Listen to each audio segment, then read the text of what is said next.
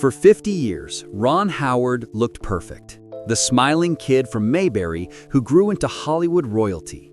But behind that gentle voice and calm confidence was a man haunted by regret, crushed by pressure, and nearly broken by the career that made him famous. And in a rare confession, Ron finally revealed the truth. The role he almost lost to addiction, the job that nearly destroyed his body, and the heartbreaking moment he realized he'd missed his own daughter's childhood.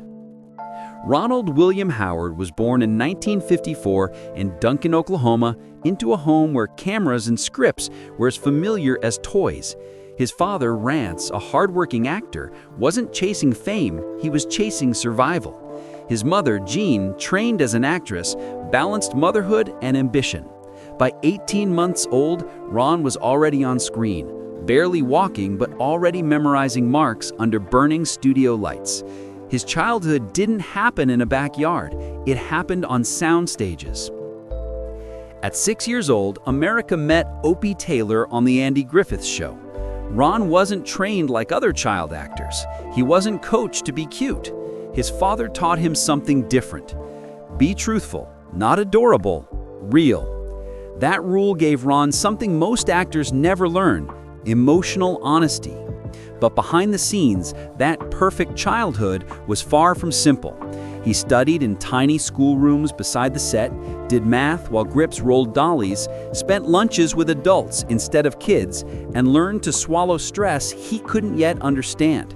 He later admitted that those years felt like a golden cage, beautiful but locked tight. Ron's most powerful childhood scene came at 9 years old in Opie the Birdman. With almost no direction, he channeled real grief, thinking of moments that truly hurt him. Andy Griffith called it adult-level acting, but that emotional depth came with a cost. Ron grew up learning to control feelings rather than express them. And when he starred in The Music Man, the pressure nearly crushed him.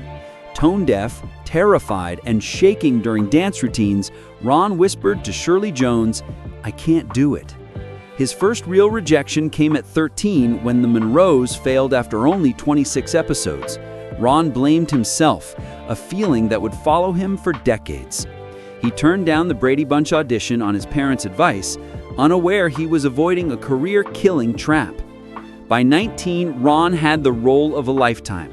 Richie made him a household name, but the world outside the show was changing, and Ron wanted deeper stories. He begged producers to let the show address Vietnam. They refused. He felt trapped again, a grown man playing a teenager who never changed. Then came the breaking point.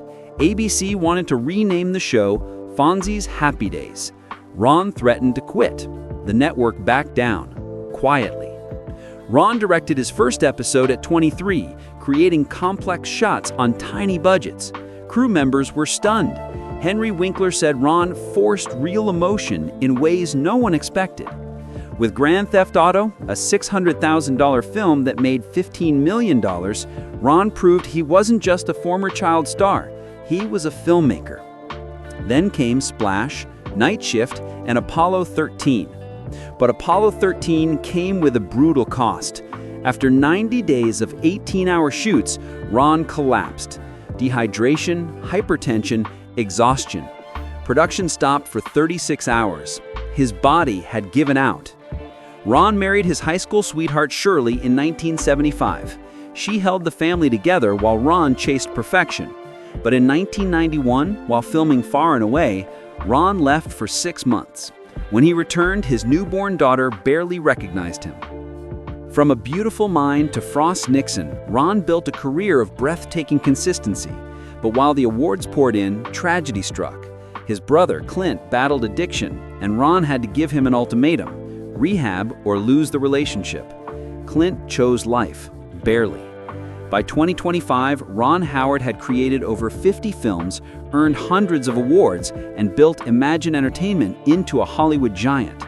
But behind every success was a private wound, a childhood lost to cameras, a body pushed to the brink, and memories with his children he could never get back. His story isn't about perfection. It's about the cost of chasing dreams and the courage to keep going.